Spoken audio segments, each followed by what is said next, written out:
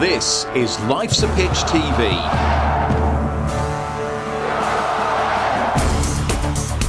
Main sponsor, DPS Tech. Also supported by Lackens, all about hearing. Forward Floors, Ginger Pickle, Fred Olsen Logistics, The Dove, Segford Golf Club, Ashford Wright, John Keeble Cars, Venue 16, The Hudson Group, Come Hither Design, Sound 4 Pro Audio, and Suffolk Sound. Our charities this year: Cancer Support Suffolk and the Ipswich Town Community Foundation.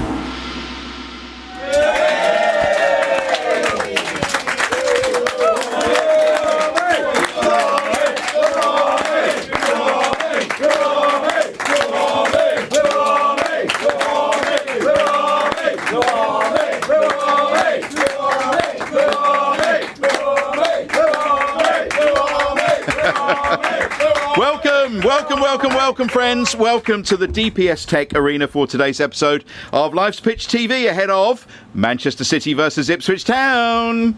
We are in the Premier League, of course. What does that mean? We are Premier League, so we are Premier League. We are Premier League, so we are Premier League. We certainly are. Let me introduce you to the team. It's Terry Butcher. Hey! It's Russell Osman. Hey! And it's Luke Chambers. Also back with us, Richard, John and Mark on technicals. Hooray! Leslie Dolphin is our floor manager. Hooray! And you are our capacity crowd. So a big hello to the Churchman Stand, sponsored by John Keeble Cars. Hooray! And the North Stand, it's capacity over there tonight. You'll regret it when it gets hotter. Sponsored by Ashford Wright. It's the North Stand. Hooray! We are on YouTube, podcast, and on Suffolk Sound as well, Suffolk's newest and freshest radio station. So you are most welcome, whether you're watching or listening to us. Welcome to this week's edition of the show. We've got some new additions, boys, to the studio. Above your head, Butch, a very familiar England shirt from back in the day. That's courtesy of Barry from Bar Personnel. You've signed a few of those in your time, haven't you? Well, I've seen a few, but I haven't signed many. That's one of the first ones I've signed. Oh, excellent. We're very honoured. Yeah. And above your head, Russell, Escape to Victory. Yes, certainly. There's a few World Cup winners on there. Pelé, Bobby Moore, our dealers. Fantastic. And Michael Caine and Stallone. Long time ago, though, now, Mark. I've got a couple of scarves. That shows you what I won. Luke, we're working on that, mate. We're working on that. We got you to sign one earlier, which may well be up on the wall before you know it. Great to see you. We do need, though, a special guest. We've got lots coming up on the programme tonight. We've got the Table Footy Challenge. We've got all sorts of things coming up. Ask the Legends, Player of the Week, all sorts of things. But we do need a celebrity guest this week. And ahead of his very exciting book launch coming out on the 9th of September, he's one of our own. It's Jason Dozzell. He's one of our own. Jason Dozzell. He's one of our own. Welcome, Jason. Great to have you on the show. Thanks again. for inviting me. I'm sorry I missed you last time you were here. I was poorly. I know, your lovely wife, she was lovely. Yeah, she was all right, wasn't she? She weren't bad. Better be careful. I won't have any tea after the show. I'm too rude. But great to see you. Yeah. What about town at the moment? Where we are brings back memories for you, doesn't it? Yeah. To be honest, that combination of being out of the Premier League for 22 years and that combination of back-to-back, it's just collided, really, and it's just gone crazy. The town is absolutely electric at the moment. And also, the best thing about it is seeing everyone with an Ipswich shirt on again. The kids walking around town, they've all got the blue shirts on again rather than Chelsea's and Man City's. So it's just been great for the town. And what a great time to bring a book out. Well, I think I started the book, I swear to God, it was against Forest Green in Division 1. And thinking, I'm not going to get much interest. Now, it's brilliant timing for the book. A year and a half later, back-to-back promotions, and I don't think I could have timed it better, to be honest. Oh, fantastic. We'll talk more about that later on in the show, but we've got to talk about our first game at home on Saturday against Liverpool. Chamber, what did you make of that? Oh, well, the atmosphere pre-game was unbelievable, and I think people got into the ground extra early. From where I sat, I thought the first half was absolutely phenomenal. The way they pressed from minute one and unsettled a team like Liverpool was incredible. And you didn't think it would happen, but in the back of your mind you're like, Liverpool can't be that bad again. But I think it was the combination of us having so much energy and so much aggression in the way we approached that first half that we stopped them playing. But again, they came out second half and they were phenomenal, and that just shows you the gulf and maybe a quick learning curve for us to say that we can't play with that intensity for 90 minutes, and we're going to have to find a little bit of a different way to approach, especially a team like Liverpool like in second half. Does that show you, like in the Premier League, they have gears to go through, these teams now, the top teams, when they can, they can go up 1, 2, 3, 4 gears, rather than sometimes in Championship and Leagues 1 and 2 you may be lucky to go up 1 gear. Yeah, definitely. And when you do dominate a game, I would say Ipswich dominated that first half of the game, maybe not with so much with the ball, which they've been used to, but when you do have that opposition, you know that you're only sort of 1 or 2 passes away from being punished. And because we went out and were 1v1 against them the whole half, there was always going to come a point where there might be a gap left and someone may drop a runner, and then a team like that only takes one opportunity, and it shows you the level. At the end of the day, you have to take a step back and say we're playing against one of the teams right up there as favourites for the title. But the Liverpool manager at half time wasn't happy with something, changed it straight away. Yeah. Bang. Yep. Come on, son, sit with us for the second half. And I think that gave them the initiative for the second half. And all of a sudden we go out second half and it's a quick, they've made a change. What are we going to do now? And it sort of put us on the back foot a little bit. Yeah, of course. But the Liverpool manager, you would expect, yes, they've pressed high and they've gone man for man. If they've done that, one-on-one, Mo Salah, Leif Davis, Jota, get the ball forward quicker is probably what he said. Get in the pockets and put it in behind, because then you're taking 4 people out of the game, because they went man for man. Ipswich had 4-2 and a 4. 4 up top. It's brilliant. I thought Jacob Greaves was fantastic. I thought he had a great game. Wolfie was good. Leif Davis, his defending. I'm always a little bit worried about him when he's got to defend around the edge of that 18-yard box. Left-hand side is left for him because our midfield is stuck inside. That's all it is. That's all it is. Leif Davis, that's all it is. They just let him go. But it might have to tinker a little bit in the Premier League with that, because as you saw on Saturday, the ball's in behind. I mean, the ball from Trent Alexander-Arnold. It was just a thing of beauty. But again, Jace, when from the first half, Jacob Greaves was pressing in 30, 40 yards from Liverpool's goal. The second half, if we'd have just said, hold on a minute, we might have to give him a bit more respect. He's ended up vacating his slot. And Leafs thinking there's a ball inside him on an angle that the centre half should really pick up. So it's that little bit of a tweak to realise, they've got a bit of possession that's unopposed. Trent wasn't going into midfield where we had most of the numbers. He was staying in his right back slot, which allowed them to have a lot more possession. So do you think now that Guardiola would see Leif Davis, and he would say, because he has an abundance of players that can play on the right wing and left wing anywhere, so he would mark that down as a potential advantage down that side for Manchester City, because they could get at him. But I think the whole secret thing about the game on Saturday is, how does Kieran McKenna tell his team the approach? Are you going to drop off? Are you going to have a mid-block? All these new technical terms are a load of rubbish. Are you going to press high, or are you going to drop off? I think it'll be definitely. There won't be. I don't know. You don't know with Kieran. He just goes out there and proves us all wrong in what he's trying to do. But I would assume Manchester City, he will play a different approach than that, because who's Manchester City's best passer? Long, their goalkeeper. Ederson, And if you're going to start playing high lines, playing high lines and bypassing that 4, and then with the attacking threat City have got. Well, they've only got Haaland up front, for goodness sake. And he's nothing. But they've got every single weapon to hurt you. They have. That Doku, he's got some serious talent.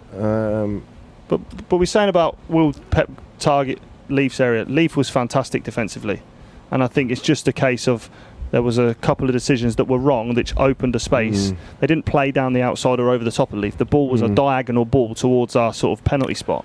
So that's where the space was. So I've got no doubt in my mind Kieran will watch that back with the boys, and you won't see a goal like that go in against us again this season. No. I mean, the thing is, he's got Smodic to come in now. He's got Calvin Phillips to come in now. a guy from Sweden that I can't pronounce his name. He's coming in now. Jens. Yeah, I call him Jens. And obviously with Broha as well coming in. So he's got a chance to change the team. Yeah. But that team, if he puts 2 or 3 of them in, wouldn't have played together before in a competitive match. Right. So there's a major risk. So therefore, you would say, don't go and press high. We can do that later on in the game if the scoreline's all right. I think he probably plays an unchanged team though, because I don't think you could select any of them players at the weekend and say he had a poor game. No. I thought they all played fantastic. Burns maybe out. I think 6 or 7 of them played Division 1 and lining up against Liverpool. It's crazy. We highlighted the fact. Crazy. How far have they come? game. It's incredible how much has improved them players. 7 of the starting 11 finished their last game in League One, That's what I'm saying. which tells its own story. But I think it will change after the Man City game. I think weeks, it's going to change. Obviously, Calvin Phillips can't play, so give him time to get up to speed a little bit in training. So he'll definitely start. What was the question again, Mark? I'm quite happy sitting up here listening to you guys. It's great. It's fantastic. Sorry, Ross. What I'm really Great. just sitting here listening, and you talking about Haaland and Jota, and I'm just thinking, oh my God, this is fantastic. Because not that long ago, we weren't talking about those players, were we? As opposition players. Well, I was a bit worried about Van Dijk giving the corners away. I think we conceded 10 corners during the game, but we dealt with the corners easy, didn't we? Yeah, we did. So there's parts of us that are really, really good. Yeah, Really it was good. a fabulous first half and into the second half, wasn't promising. I didn't see a tinge of disappointment in the fans or the playing staff. No. Obviously, personal pride as a player, you're thinking you're going to go out and you think you're going to win. That's your mindset. But again, they'll have had their sort of tempered expectations. That's not a game they'll have identified as a 3 points. I think the first bit of pressure will be after Saturday, the Fulham game. If we've got nothing, we have to get something. I would imagine a point, or just to get that belief. On Saturday, they actually bloodied Liverpool's nose, didn't they? Yeah. So it was a good scrap. And at half time they came in and they were obviously fuming. The manager was really, really livid. So he's changed things around and taken a young boy off, put an experienced one on.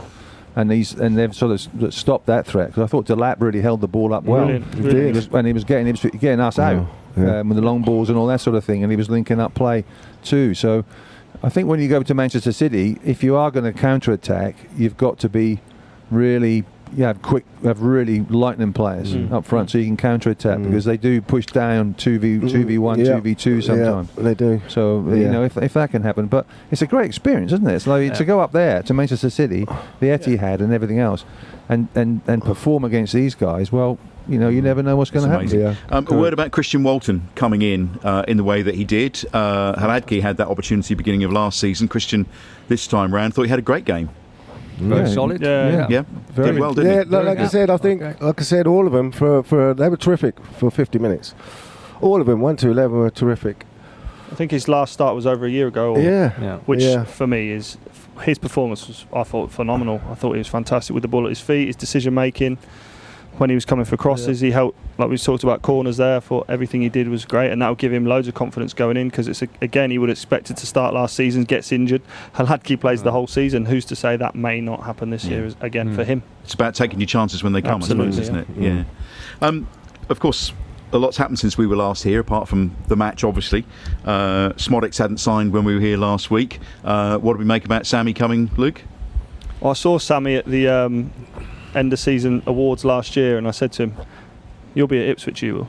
And he just laughed. He said, "I'd love to, but I was literally thought he would fit perfectly into what the club's trying to do." And I texted him the other day, and he was like, "Coming out, mate, you're right." And it's just great to have someone who's been so prolific everywhere he's been. To be fair to him, everywhere he's been Colchester, and he was Peterborough, and Blackburn, and to do what he did in a Blackburn team, imagine him in our team last year. But I was a little bit disappointed when he came in on the left the other day. I wanted to see him in his free position, but again, I think it shows you how quickly and what Kieran thinks of him to throw him in so early. Obviously left Calvin off the pitch because he'll want to hammer home how we want to play and what he wants from him, so that's not a position you can just chuck people in lightly. So I think that'll be a few weeks in a transition for Calvin Phillips to get on the pitch. What do you think of Smodix, boys? I absolutely love him. I mean, the last Championship Player of the Year last year. How many goals from midfield? 30 odd. We'll have to wait in gold. And it's like I said, if you get half chances are going to be harder to come by, and you need people who are going to take them when they come. You need some people to take them, and he does not miss the target very often. A bit like Connor, Chaplin in a way where they never hardly miss the target. But yeah, really looking forward to seeing them. But the thing is, when you've got so many players coming when the season's already started, you've got to integrate them into the team. So, Town, yes, you need to play at your best to avoid a smashing at Manchester City, but it's not about this game, it's about the future games and the Fulhams and the Brightons and all this sort of thing coming up. But this team hasn't played together. Next week it won't play together before. But I'm trying to say is that it's going to improve all the time. It's going to get better and better and better. The only thing that could deter that is if they lose confidence and the fans lose a little bit of heart. Yeah. I can't see that, because I think the fans are with them whatever happens this season, even if if it doesn't work out. Well, let's ask the fans here. We're on a roll, aren't we, everybody? Yeah. Just going to enjoy the seat. I mean, just go with it. It's been so long. Yeah. Just going to roll with it. This time last week, Phillips hadn't signed. We were talking about whether he would or not. What do you think of his arrival then, Russ? I think it's great that we have somebody of his stature and quality at the club. Can't wait to see how he fits into the team, really. But all of a sudden, we've got so many new good players joining the club. You're thinking, how are we going to get them all on the pitch at the same time? Will we get them all on the pitch at the same time? There's going to be some fight for places down there now. And if you've just come to the club, you're expecting to get in that team as quickly as possible. You might have to wait a little bit. I remember Kevin O'Callaghan, when he was on the show, he joined Ipswich back in our day. He thought he was going to walk into the team. And then when he got there, he thought, I've got Arnold Muir in there, I've got Walkie in midfield, I've got Tyson in midfield, and he sat on his backside on the bench all season. Yeah, that's why we called him the judge, wasn't it? Yeah, he was always on the bench, yeah. But no, we've actually signed 2 international players as well. Yeah. Jens and Broha. So we've actually signed 2. We think his name is Carjust, is how we say it. Jens Carjust. Yeah. Yeah, okay. There's no point telling me because I don't remember. Sorry. But they are. I mean, I've seen Carjust, or Carjust, whatever his name is. I've seen him. He's a little bit like Bellingham in terms of stature. He's a big boy, strides through the midfield, can score goals left and right foot. So he'll be a big asset. And this Broha is a 6'3" striker as well. So unit, isn't he? He's a big unit. Big, strong so boy. These players are young. 25 Carjust and 22 Broha. This fits the profile of the club, the way the club is going, which is good. So we're building not just for the next few games, but we're building for the season and beyond. Yeah, I think you can go back to what we've done that though. That's the thing. Yeah, and we've got to dampen a little bit of expectations, and we've got to be prepared. It's going to be a difficult season. So as long as everyone keeps the faith and keeps going and allows these players to continue to grow, we're 3 years ahead of the 5-year plan at the end of the day. Worst case scenario, you go down, you've got an unbelievable group of players that again have learned, have improved. Even better players that we've brought through the club that are suited to come straight back up. So they are planning for every eventuality, which you can't really question too many decisions that they've made over the last few years. No, you can't. It's fantastic. Well, I'm going to put you guys on the spot now because it is time for the Life's a Pitch TV Player of the Week. It's sponsored by the Dove in Ipswich.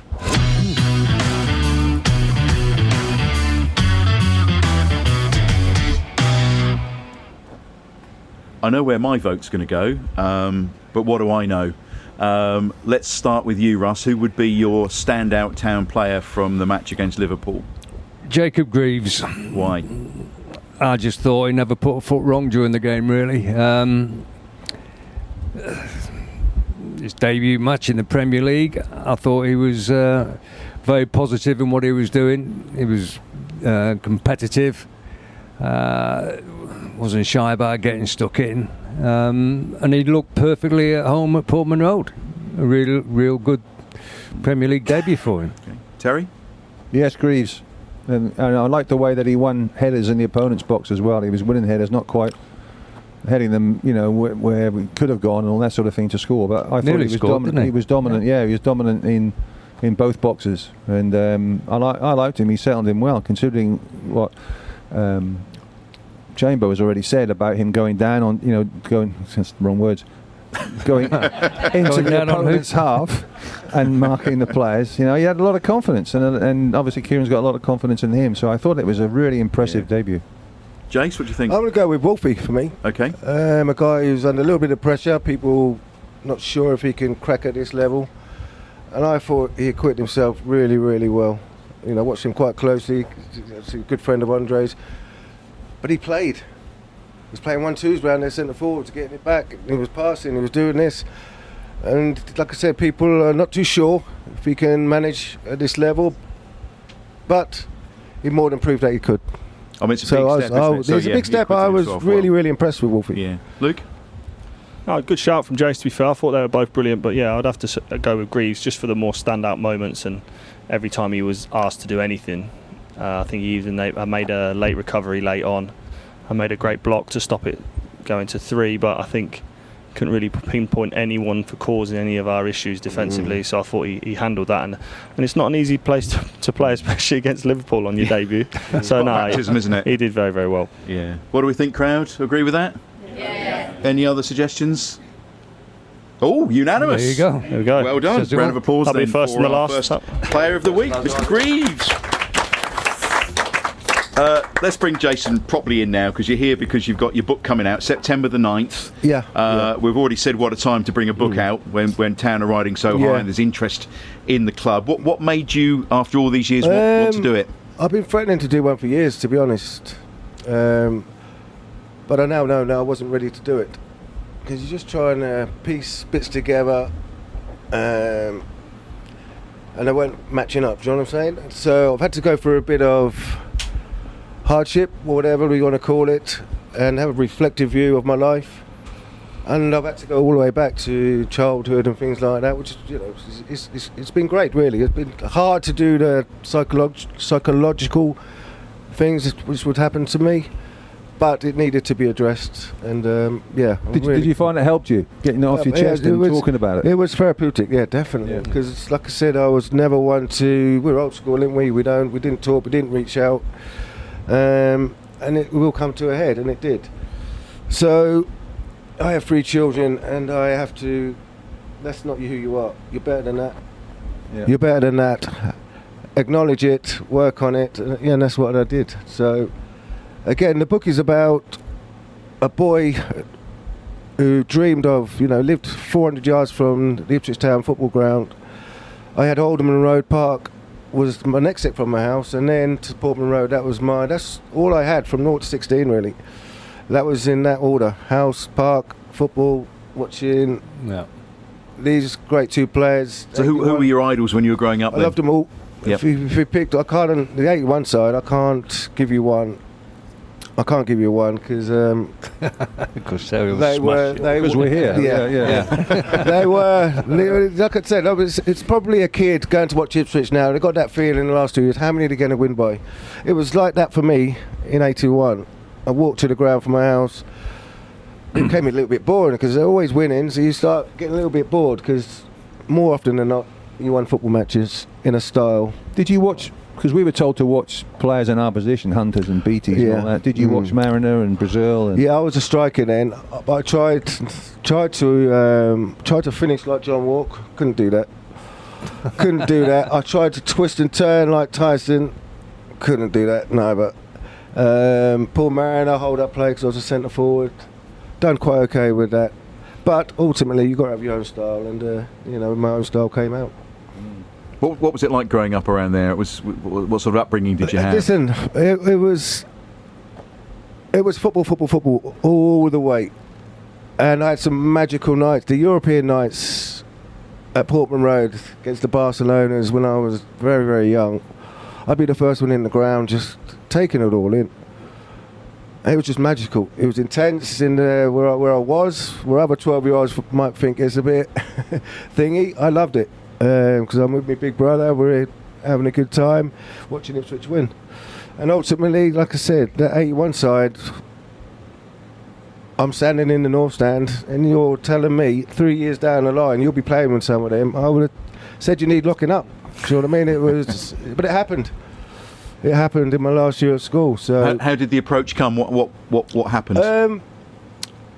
So my last year at school, they asked me to play for the youth team. and then it just transpired. 2 months later, there were reserves, and then by February, he said, "Come down and train on a Thursday. Take the day off school." So all I'm thinking about, I was a centre forward to him, was these two, because they kicked me right up in the air. So I'm gonna my order of the day was just play one touch around them. But these two were fantastic with me. The whole group were. And then obviously I get the call to come in on the Saturday, which has still gone way over my head. As you know, I'm forgetting it because there's only one sub in them days anyway. Not thinking it was going to be me. I'm thinking they're taking me down there for a bit of experience, maybe for in the near future. But he names me on the bench, and then the rest is history. Wow, how did you feel at that point when you read it, or he told you, or what? See, you're so young. It's just, I think, only looking back now, how did I deal with certain situations? Because a lot of my decisions had to be on my own. It was, as you read in the book, there are a few complex issues growing up. So a lot of the decisions I made was by myself. So, yeah, it was brilliant. I lived the dream, but I always felt there was something missing. Maybe, I don't know, don't want to turn it into a violent story, but maybe a father figure, just to, like I said, like I'm giving Andre now, just a phone call after the match, see how you're doing and things like that. Now, like I said, you'll read that in the book, the little complex issues which I've had to deal with, but that's not going to define who I am. I had 20 years of love affair with Ipswich, still have today. And then them younger years growing up. Yeah, but when you made your debut, Jason, obviously you're saying there's one sub. Yeah. We're all sat in the changing room, and we've got this 16-year-old kid named as the sub. Nobody was worried about that at all. Nobody looked around and said, "Christ, we've only got a kid on the bench today." He was only 16 in years, but he got a fantastic footballing brain, and the boy could play. So we knew if we went a man down or we needed to make a change, then we got a great player to come on and do the part and make the numbers up. And not only that, he goes and sticks one in the back of the net. Fantastic. Yeah. But nobody's worried about that. No. 16 maybe, but he was a player by that time, and a player that was ready to go in and have a chance. When they said, "Come on you go," what was that like? Yeah, it came on really early actually. Eric Gates got injured, 29 minutes it came on. A few stretches I was on. It was just so surreal, really. You're looking at my friends in the North Stand and things like that. Scored the 89th minute, and then I get a call from Bobby. Russell has to take me home, and he did. But tied me in the back of the seat so the reporters couldn't see me, and just dropped me off at home, didn't you? Yeah. So, that was just brilliant. Didn't memories. even invite me in for a cup of tea. Did you? I didn't have no tea bags, mate. But like I said, these two have always been great. I love these two guys very, very much for the little things they've done for me off the pitch as well as father figures. Terry, me and Terry used to travel to England together. We've done a little things which we'll read in the book, which I'll never forget. Well, that's enough of that. Moving on. Yeah. Just that I'm just looking at the coincidences with 91, 92, 92, 93. So the last 2 years of the first spell at Ipswich, but that Town won the last 19 games to get promotion. And did you ever think then getting promotion into the what would be the new Premier League as founder members, how different that was going to be? Was that going to make a change? It doesn't feel like there is the gap that there is today. Like you're thinking Man City or they had Man Uniteds and all that in there, but they weren't as dominant as the top teams are today. Do you know what I mean? We beat Liverpool, we beat Man United when we went up. So it wasn't. The Premier League has been dominated by the Manchester clubs. Yeah, of course. So before that, we got great results against the big boys. Drew 1-1 at Old Trafford with Man United. Drew 2-2 with Liverpool down here, and we got some great results against them. So it wasn't a matter of, we hope we stay up. We was quietly confident we would, but I have to say that we was fourth in January. Yeah. and You- quarterfinals you- of both. you- Quarterfinals of both the cups. You were unbeaten in the first 8. Yeah, but Yeah. but And we then- but we nearly went down, Terry. But the last 14, you weren't yeah, so clever, were you? no, it caught up with us. Yeah, we ended up 15th, but- it caught up with us big time. We couldn't win a game, but we got over the line when we beat Norwich here. Yeah. Second last game of the I've season. got to. You Can we just beat Norwich? Yeah, you beat Norwich. can Yeah. did you not catch that? We beat Norwich. Come on. So I've got to ask you, right? So when players get promotion to the Premier League, they have it written in their contract or something that the wages go up. Did your wages go up? 91, 92. No, we got a good bonus, I think. I don't think I signed my contract changed. I think we got a percentage of something which was quite tidy, All but right. not, my actual contract didn't change. I think I was only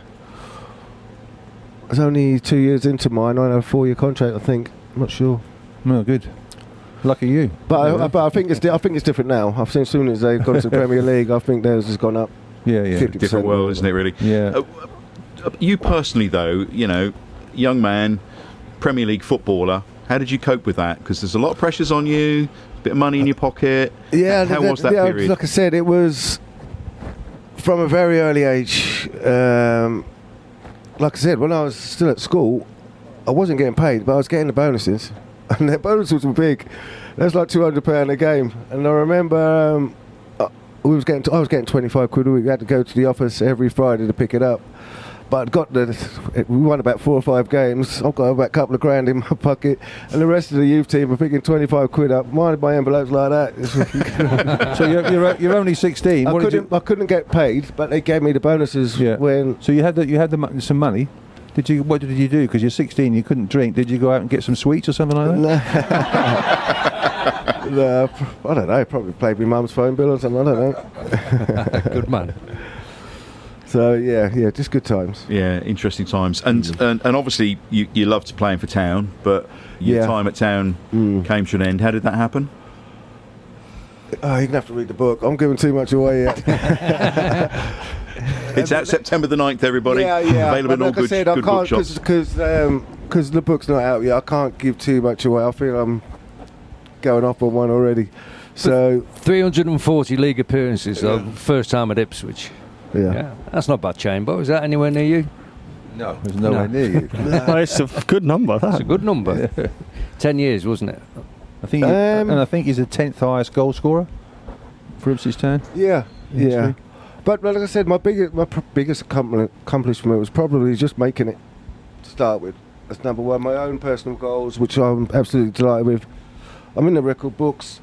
Yeah. Skinny little kid from Elliott Street is in the record books. History of the game. I captained Ipswich. People don't realise that. And took us up. That's a big one.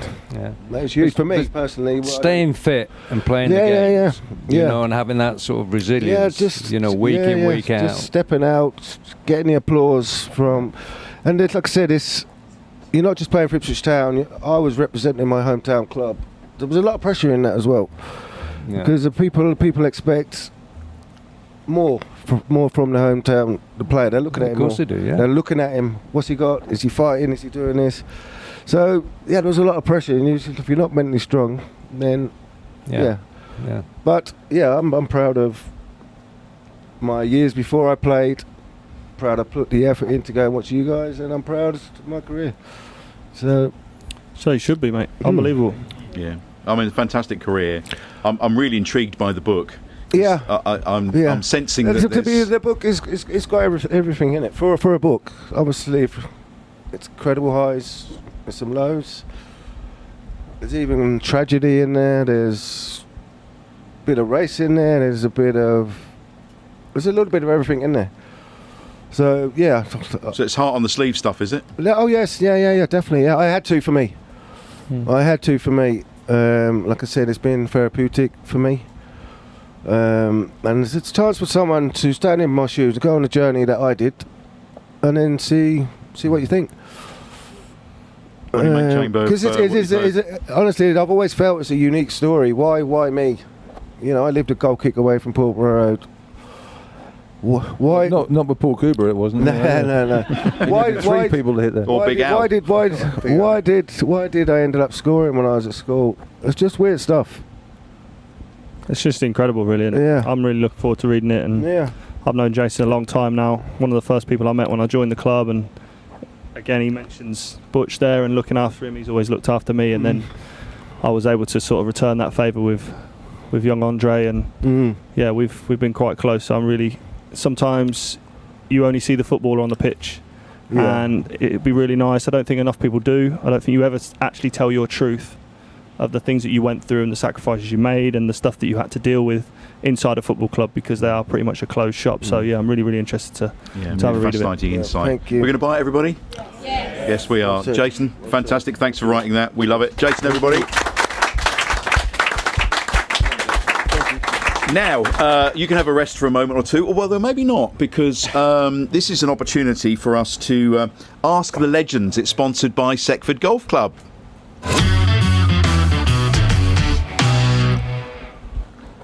So Simon J is with us from Seckford Golf Club.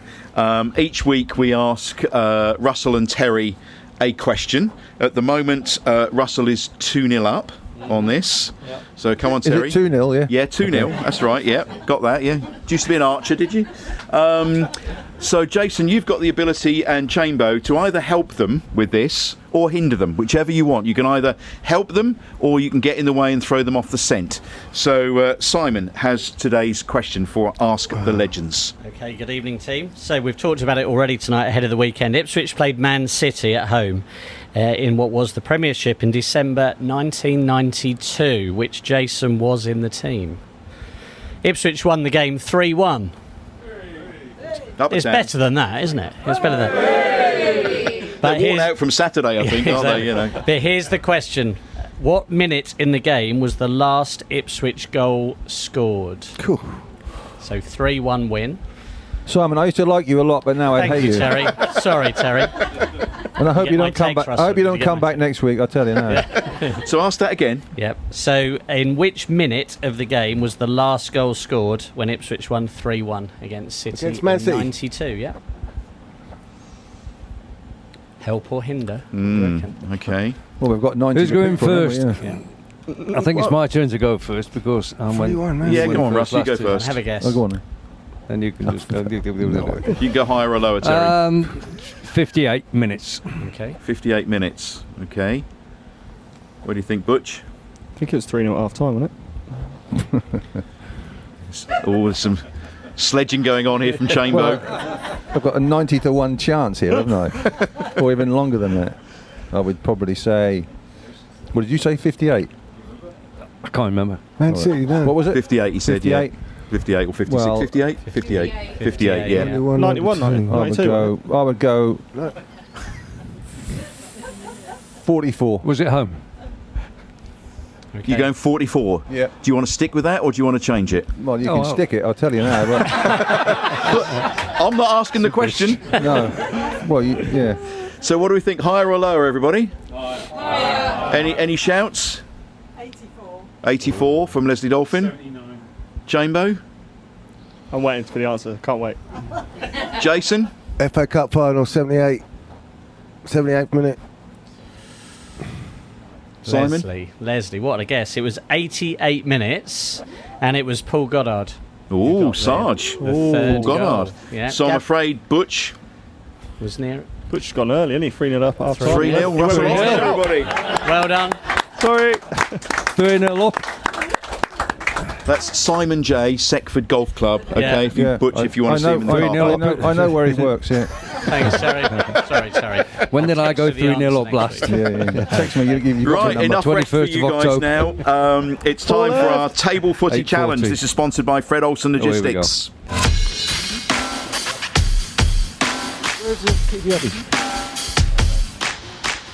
I won that one. No keep you uppy this time, Jace. You'll be pleased to know. Snooker table. No snooker table, no pool table. We've What got a are you suggestion like box on the side Oh, for good. the next year's series. What are you like at table football? Because Walkie admitted last week he'd never played it, and it Table showed. football. Have you got it here? Yeah, this one. Are you going to step I up? thought you meant when you keep it over. Tactful. Yeah. No, table That's what I football, thought mate. you Up you meant. come. That's Come on, table boys. Yeah.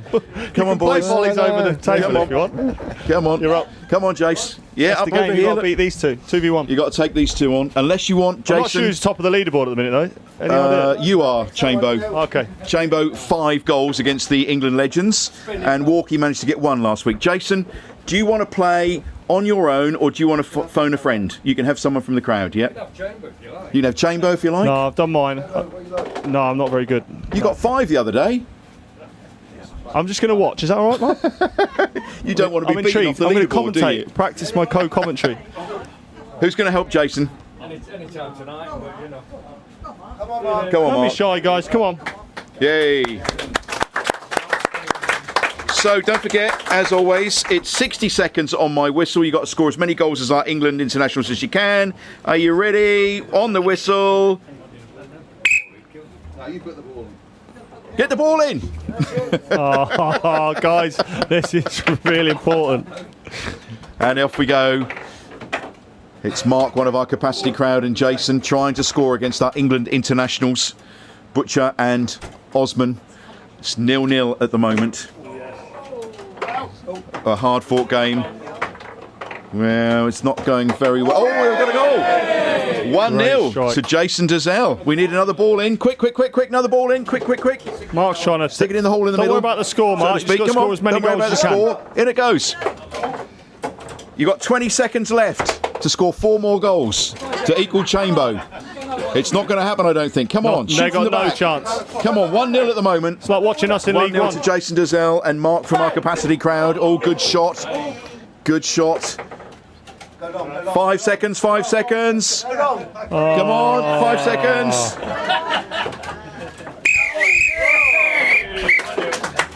Well done.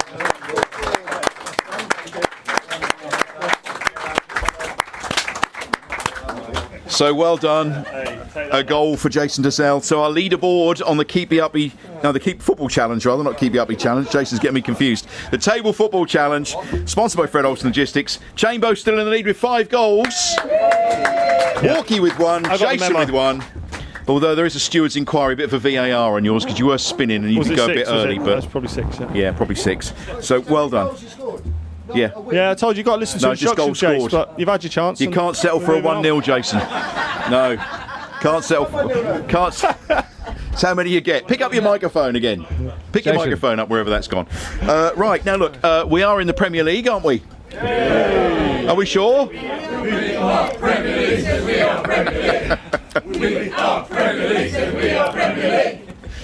So, Ipswich Central and All About Ipswich, they've launched a campaign to help highlight the positive impact that Town's place in the Premier League is having on the town, not just for local businesses, but buses, coffee shops, and also just the sense of pride that it's bringing to Ipswich. I mean, it's just lovely. We're on the national telly all the while, aren't we? So we've really got to make the most of it. So let's welcome Lee Walker. He's the CEO of Ipswich Central. He's also a lifelong Ipswich Town supporter. Give him a big round of applause. So Lee, this is really, I mean, personally it's great, isn't it? But it's really important for the town of Ipswich to maximise this opportunity. Just how big an opportunity is it, do you think? Yeah, I think it's hard to underestimate just how big it is, really, and that's for each and every one of the businesses in the town centre, businesses across the entire county, and it's that, you're right, it is that feel-good feeling and that sense of pride. But it's also 30,000 people coming in 18 weekends a year, 3,000 away fans, some of them that haven't had the chance to see Ipswich for the best part of 24 years, say that quietly. But it's the chance to put our best foot forward and to shout about it. And so we've launched a campaign. Some of you may have seen the banner that we put on there, the town hall, that we recreated a banner that was at Liverpool the last time we were in the Premier League, and used that as a moment to kick off a campaign that will then profile businesses throughout the year. So we're using football culture, photography, and shooting the businesses in a style you wouldn't normally see them shot in. Some wild and wacky requests to insurance companies and vicars to use pyros in their buildings. So Vicars? watch out. Yeah. Are they happy with that? He didn't really have a choice, but he's doing it, so it's going to be fine. But it's just a chance to profile the town in a way where maybe people don't often see it in that way. So Some people do look upon Ipswich and the town centre in a negative way, which is unfortunate. It's no better or worse than many other towns of its size, I don't think. But this is an opportunity to try and reverse that. yeah, loads of those towns and city centres have had problems across the country, but they haven't got a Premiership football team and they don't get 30,000 people every weekend. So we're hopeful that that's an opportunity that all of the businesses can seize upon. I can't see how it can be anything other than a good thing. And the early figures we had back from the weekend, it wasn't just bars that obviously do very well out of this, but some of the retailers have seen that when they've got on board with it and done promotions around it and hooked onto it, it's been a real positive for them, and coffee shops and just everything really. It's just it's great to see, isn't it? It really is great to see. I said you're a lifelong town fan. You've got a picture with you. You've got a story to share with us, and one that involves Terry Butcher over there. Yeah, it's a slightly surreal moment standing here, but so when I was 8 years old, I had my football shirt stolen down the park, and my father, being a very industrious man, decided he didn't fancy replacing it for me, so wrote to the local paper and said, "Oh, my son's had his shirt stolen. If you cover the story, can you buy him a new shirt?" And they did, but Terry saw the story in the paper, and obviously they hadn't published they were going to buy me a shirt, and very kindly offered to buy me one. And even after they'd already said they were going to do it, he still took the time to meet me and came down and gave me a signed picture. So it was I brought it with me today just to say thank you, really, for taking the time to do it. Hold it up to the microphone so we can all see that. It's Butch and Gazza. See, he's not all grumpy, is he? He's all right, really, isn't he? That public persona. Look at that smile, eh? Love it. They'll be wiped off in a minute. There's half a second for some the interesting thing, well, it's not really interesting, but the thing about it is I can't remember a thing of that. I can't. I mean, 14,000 footballs. But it was, it's just Lee, great that's to help. very special, though, isn't it? I mean, what a great thing to do. You know, as a little boy, you remember that, don't you? And you don't forget. Yeah, no, it was a genuinely touching moment to meet a England legend at the time. Yeah, and I know you've been sharing stories over there, sitting on the sofa before we went on air today. Yeah. So, how do you think we're going to do this season? I think we've got a very good chance of staying up. I think the club's invested in a way that gives us a chance, and season starts after Man City, right? It does really. I think we're all in agreement. Thanks for coming in. Keep up the good work, flying the flag for Ipswich Town Centre. That's Lee, everybody. Time for On This Day in History, sponsored by Fred Olsen Logistics.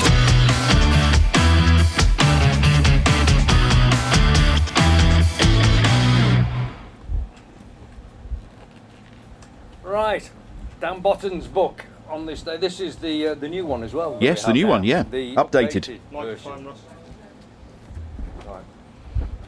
Can you hear me now, Chamber? I got you, mate. Saturday the 21st of August 1948. That's when we go back to. The Blues started off their Division 3 South campaign with a bang as Bristol Rovers were torn apart 6-1 at Eastville. It was Town's only league victory so far at the Gas, which is the nickname for Bristol Rovers, for those that don't know. First victory against the Gas in 15 attempts.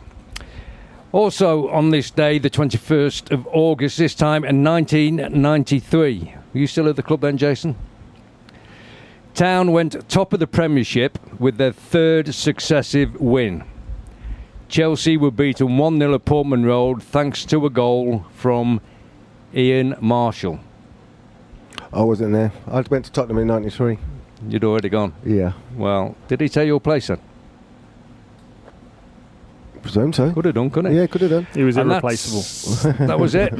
That's all that happened on the 21st of August. Thank you. Moving on. Right, okay. Well, Dan's book's out, and he's also got another one out, Butch, as well, hasn't he? Yes, Miscellany is called. There's Blues trivia, history, facts and stats. I'm just going to produce as what the book contains. So it's in 1926. Some of you remember that? No? Mark, no? No, not quite, no. Then dominant Barclays Bank beat Town 3-1 at Portman Road in the Southern Amateur League in front of 2,000 fans. Incredibly, the game was held up when a number of rats were noticed and chased away from the grandstand. This is something that will happen today, I think, yeah. Groundsman Walter Woolard, who kept his sheep and goats underneath the stand, admitted that his livestock were influential in causing the infestation. And the book is just full of gems like that. Something you could pass around on your, from a dinner with guests and things like this. I'm sure they'll be interested, yeah. Well done, Dan. Can you just imagine that compared to what we have today, Chambo? It's just... Well, they had that when I was there.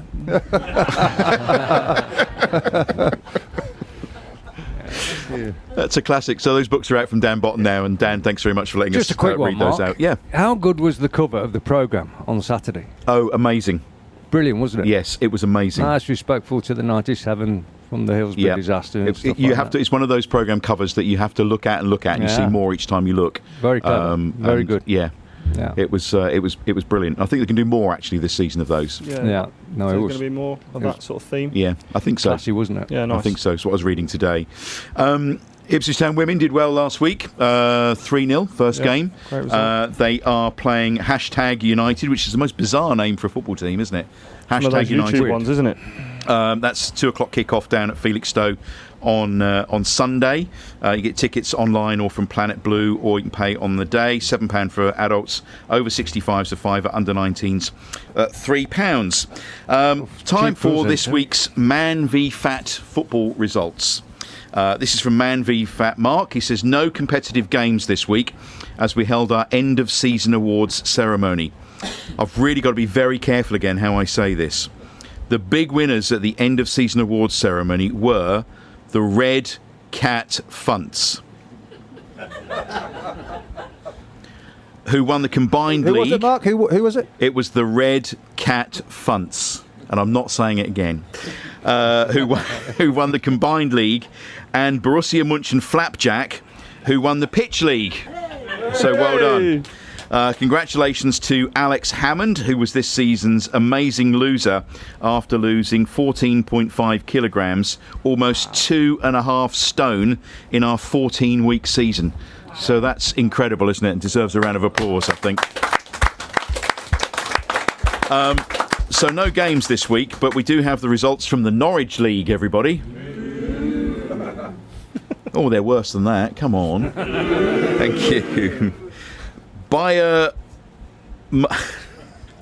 Take your time, Mark. No, I will, don't worry. Bayer Muchin Biscuits, 5. St. Petersburg, 7. Olympic Mayonnaise, 4. Borussia Dortmund, 6. Pickleback, 13. Rapid Viennetta, 9. The new season starts at Goals in Ipswich on Friday with limited spaces available. Go to manvfatfootball.org/Ipswich if you want to take part in their events, and they wish Town all the very best on Saturday against Manchester City. Jason, let's just finish up with a little bit with you. We've got a little bit of time to round up at the end. Yes, mate. I know you don't want to give too much away about the book, but it is obviously a very, very personal journey for you. And how long has it taken you? You mentioned you started about 18 months ago. About a year or so in the making, was it? Year and a half, something like that. Took my time with it, obviously, but you know, the Stuart Watson who's done the book, he was absolutely magnificent with it. You know, because I'm very funny who I talk to, and especially the deep psychological problems was going to be hard because I've never reached out to anyone before, so talking in front of someone like that, but he had an aura about him with me, nice and calm, and he managed to get certain things out which I would have never got out before. So that's a period. We won't find me. Like I said, going back to my childhood, I was blessed as a supporter, I was blessed as a player. I've heard all the applause from the fans. It was magnificent for me, and that's what I hang on to.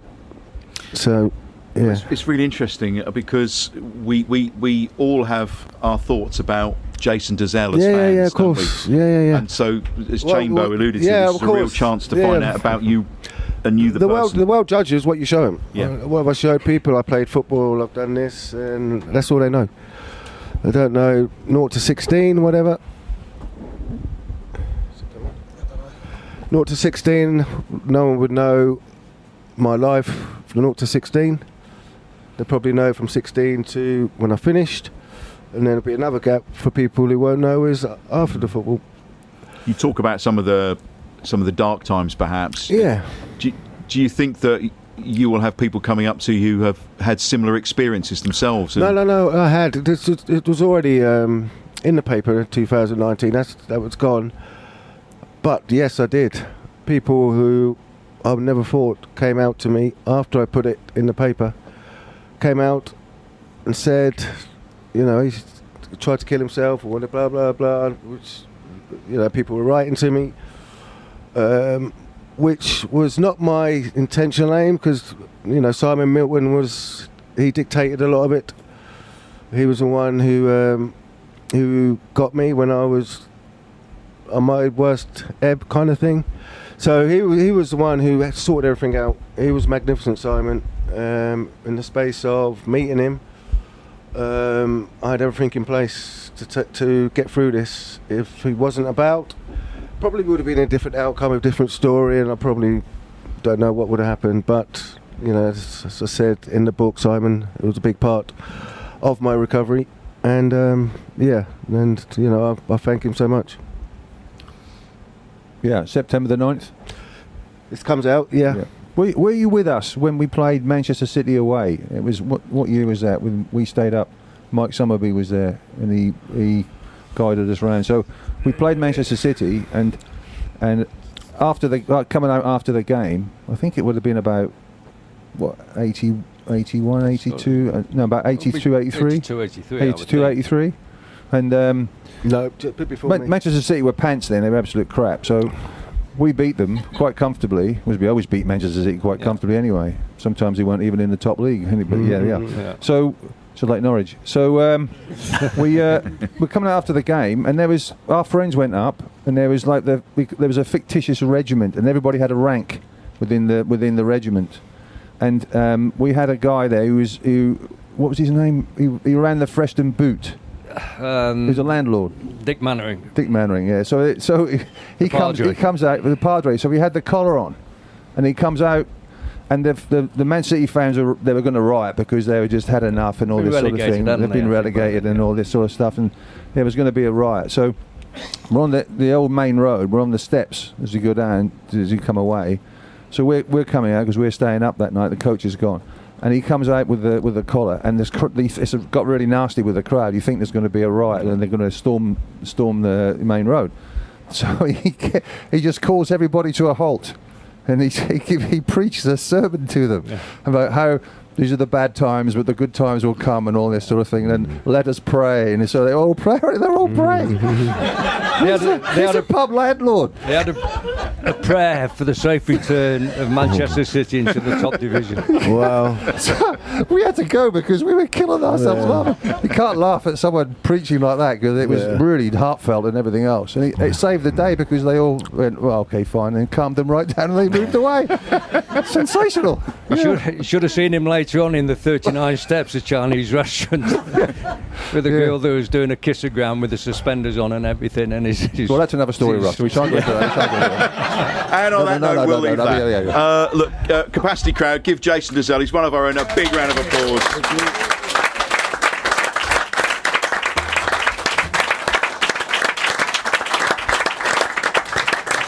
Milt's is hosting your book launch, isn't he? I think on the 29th, so or the event where it's being launched, but it's on sale September the 9th, isn't it? Yeah. So that'll be fantastic. So, look, thanks for coming in. We're really looking forward to reading that. You're welcome anytime. Yeah, no worries. Really good to see you. Thank you very much. That's it for this week. My goodness, what a start to Life's Pitch TV this year. Home to Liverpool. Performed so well at the weekend, and I'm sure we're going to do equally as well against Manchester City. Score prediction, Chambo? Thanks. It's putting you on the spot, isn't it? 3-1 City. Okay. Sorry, guys. No. I'm a realist, but I think we'll score. Okay. There'll be plenty to cheer about. I can't go against Ipswich. I'm going to have to lie. I thought this was a safe place, Jake. 2-0 Ipswich. Okay. Terry? It's not in my. I can't do it. Well, I've never done it. I've never done it. I've never done it. But I'm being realistic. Yeah, I know. It's just me. Sorry. Leave him. He's good. I can't do it. Ipswich, fair play. We've all got opinions, haven't we? Absolutely. I admire that. I can't do it. But yeah, I know what you're saying. No, I don't think that's going to happen. But I think 3-0 City. Okay. Russ? 2-1 City. Okay. I'm behind Beatty's bar, so it has to be 3-1 Town. Yep. Thank you. There you go. And it couldn't be anything else. We all hope it is. We all hope it is, yes, but the reality probably won't be, but there we are. Next week, our special guest is Carlos Edwards, so hopefully you'll join us for that. We're done for this week. Thanks very much to our capacity crowd, to our team, to Jason Dozzell, and here we go against Manchester City, and it's time for Blue Army, everybody! Blue Army!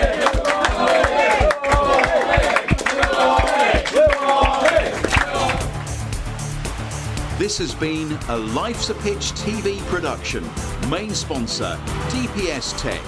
Also supported by Lakens, All About Hearing, Forward Floors, Ginger Pickle, Fred Olsen Logistics, The Dove, Seckford Golf Club, Ashford Wright, John Keeble Cars, Venue 16, The Hudson Group, Come Hither Design, Sound 4 Pro Audio, and Suffolk Sound. Our charities this year: Cancer Support Suffolk and the Ipswich Town Community Foundation.